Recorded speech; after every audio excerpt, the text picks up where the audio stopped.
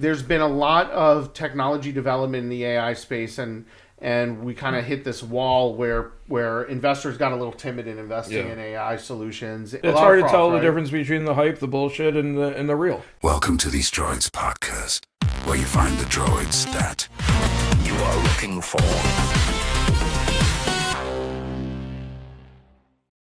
I'm Jason Gayl. And I'm Brandon Friedman. And we've been working together for over a decade, helping large organizations, small organizations, entrepreneurs, investors really think through their technology transformation. Yeah, and we've spent our career building community, right? And that's kind of where the concept for this podcast came from. Yep. Like, how am I possibly, how's Brandon possibly going to go through this massive AI transformation by ourselves? Yeah, it's impossible. Yeah. Like, we're hearing these stories about, you're going to find a solo entrepreneur who's going to create $1 billion company all by him or herself. And, the reality is, no, you're not going to do that. I mean, somebody might do it, and I think it's a milestone that, will be incredible when it happens. Right. But at the end of the day... That's not my goal. That's not my goal either. Right. And I think most people who are out there, they don't want to end up on an island by themselves. Yeah. Right? I mean, can you imagine being Scrooge McDuck swimming through your pile of gold all by yourself for more than one day? Maybe for a day. Maybe for a day. So the reality is, Brandon and I have had long careers working with organizations, going through tech transformation.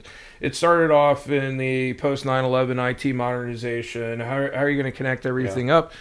Then it got into the data center space. Then it got into cloud. And as soon as you started talking about cloud, we started talking about cybersecurity, right? And we've worked with the national security ecosystem, financial institutions, energy, healthcare, defense. So, and in all of those, you're dealing with highly regulated organizations that go through change at a slow pace, but AI is moving really fast. Yeah.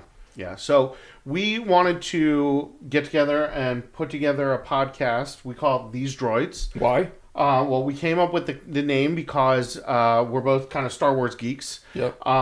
If you're a Star Wars geek like we are, these are not the droids you are looking for. You know the quote, and what we're looking to do is find the droids you are looking for. Right? There's been a lot of technology development in the AI space, and we kind of hit this wall where investors got a little timid in investing in AI solutions, and a lot of froth. It's hard to tell the difference between the hype, the bullshit, and the real. Yeah, I mean, there's tons of cool stuff coming out, and anytime somebody puts AI on it, right, they think it's new technology, right, and that's just not the case. And at the same time, there are completely new workflows that were not plausible to do before. And so, like, how do you use AI? And I don't think we're just talking about generative AI, but we're talking really specifically about agentic AI. Well, yeah, absolutely. I mean, I think most of our audience probably has used generative AI. Yeah. You're using it now, right, for research. You're making some cool images. Maybe, if you're in college, you're writing your papers with it, right? That kind of thing. But agentic Don't cheat. Agentic AI is the next phase of AI. It's really the task-based AI. Yeah. It's what's going to take your jobs. Yeah. Right? And take your jobs, meaning, like doing the things that the machine can do 10 times better than the humans can do. They can do it better. They Cheaper, can do it faster. For longer. Yep. They don't call in sick, right? They don't get bored. They don't need health insurance. Right. Yeah. So we're starting to see a lot of development in the agentic space. Yep. And a lot of the investment is going to start to move into that. The problem with the agentic tools that we're starting to see is there's a lot of issues with trust and a lot of issues with security. Yeah. Yeah, and Open Claw, it's a great tool, right? We've seen it. We're adopting it. Don't put it on your administrative privileges. Don't, in fact, give it your access to your financial data. But, there are great ways to use these tools to figure out how would you reimagine your business? Mm-hmm. How would you reimagine the value that you're creating or the value that you're consolidating? Reimagine your business partnerships, your professional relationships, and how are you going to share your AI team with your AI team? For sure. Right. So, I mean, our podcast isn't specifically about agentic AI. No. But OpenClaw is a great Exactly. A great example of the types of technologies we want to highlight on our show. We know from playing around with OpenClaw that it's not super intuitive necessarily. It is something that if you go and watch some videos, you can learn. But that being said, we want to make sure if we're deploying it in our business, we're doing it safely. Yeah, and it's funny you talk about it's not super intuitive.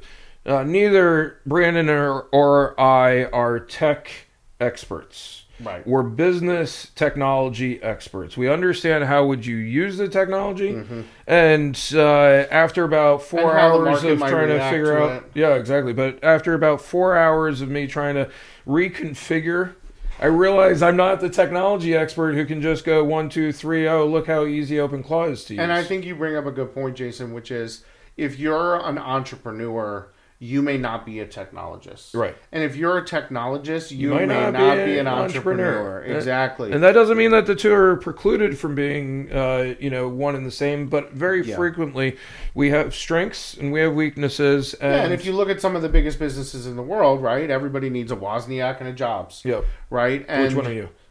You got the beard. I don't want to be Wozniak. Yeah. But I don't like turtlenecks either. I do like a good turtleneck, a nice dickie. Can I say that on television? We're not on television. Damn it. We can say whatever we want. We can say whatever we want. All right, so most of you who are watching this already know us.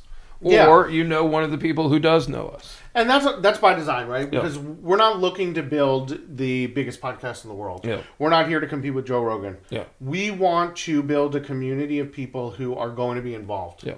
Right? If you're an entrepreneur, we want you to come to our podcast to learn about opportunities where you might be able to sell your business. Or you might be able to find investment. You might find we're not giving you investment advice.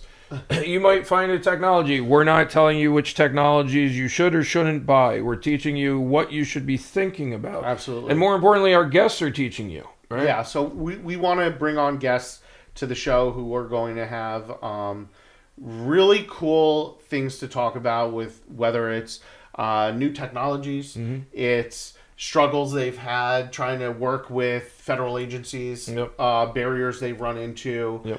Maybe it's an investor who wants to talk about the 15 investments that failed before he found the one that worked out for him.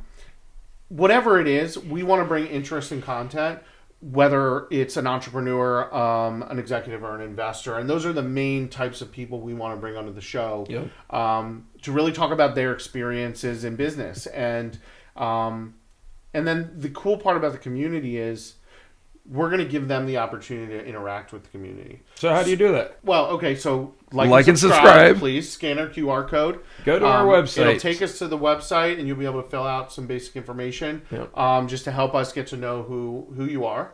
And then we're going to be working to connect people, right?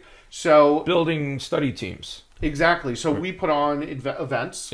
So maybe talk a little bit about the types of events. Yeah, so we do a lot of different types of events. We do webinars, seminars, conferences. We do field trips. The field trips we tend to do go really, really cool places. Yeah. I don't know if you've toured a AI data center before, but we have. And, some of our friends are leadership at national laboratories, at universities, at some really awesome tech centers.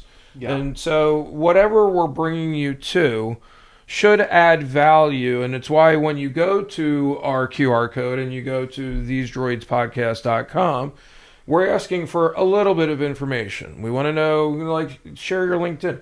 Yeah, it's not so that we can market to you, right? We actually want to know who you are because, say you're an entrepreneur looking for investors. Say you're an investor looking for an entrepreneur. Exactly. We want to be able to help you find the right people who are going to take your company forward with you. I know that from working with you, from working with other entrepreneurs, that finding investors is hard. Yeah, it's definitely difficult. It's hard. You speak a different language. And often you find what looks to be the right investor for your company, and they're afraid to invest in it because you don't have any other investors. You're right.